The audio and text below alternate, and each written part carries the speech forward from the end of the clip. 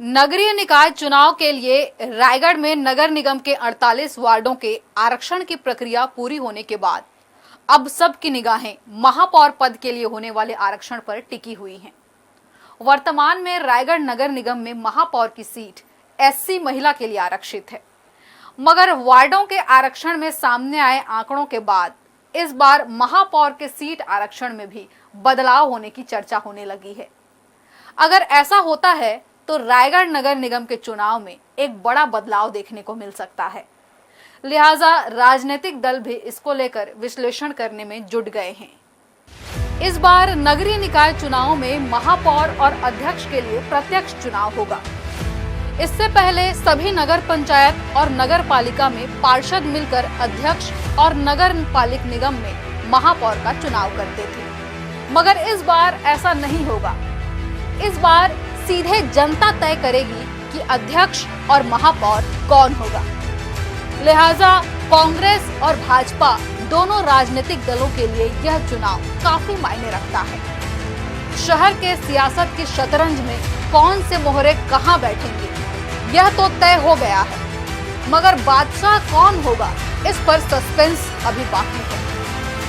रायगढ़ नगर निगम चुनाव के लिए वार्डों का आरक्षण तय होने के बाद अब राजनीतिक गलियारों में बस इसी पर चर्चा हो रही है। कांग्रेस और भाजपा दोनों ही राजनीतिक दलों को इसका बेसब्री से इंतजार है, क्योंकि बादशाह तय होने के बाद सियासत के शतरंज के इस खेल के लिए रणनीति तय की जाएगी और फिर शुरू होगा शह और मात का खेल।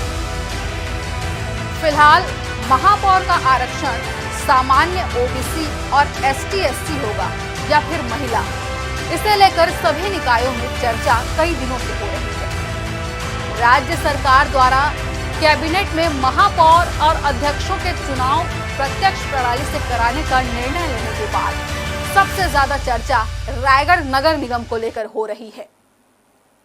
कांग्रेस और भाजपा में सबसे पहले चर्चा महापौर की सीट के आरक्षण को लेकर हो रही है।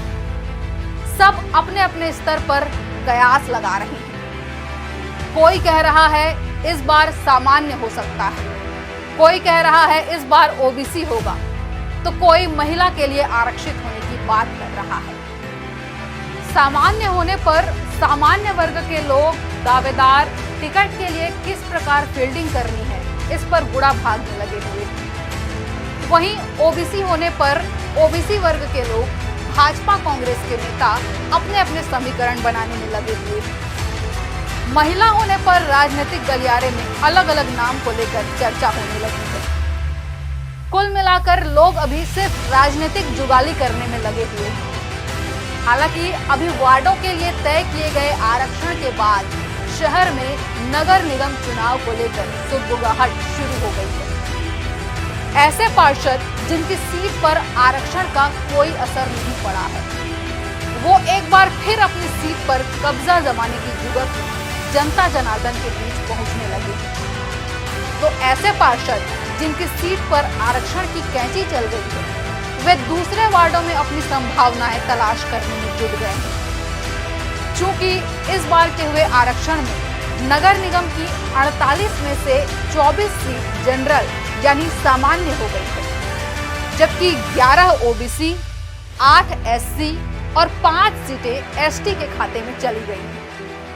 लिहाजा इस बार के चुनाव में सामान्य और ओबीसी सीट को लेकर भी काफी घमासान मचने की संभावना व्यक्त की जा रही है। इन वार्डों में अभी से कई दावेदार सामने आने लगे हैं और अपने पक्ष में माहौल भी बनाने लगे हैं, ताकि चुनाव की घोषणा होने और टिकट मिलने के बाद उन्हें ज्यादा मशक्कत न करनी पड़े। हर्ष न्यूज के लिए रोहिताश्व बेहरा की रिपोर्ट।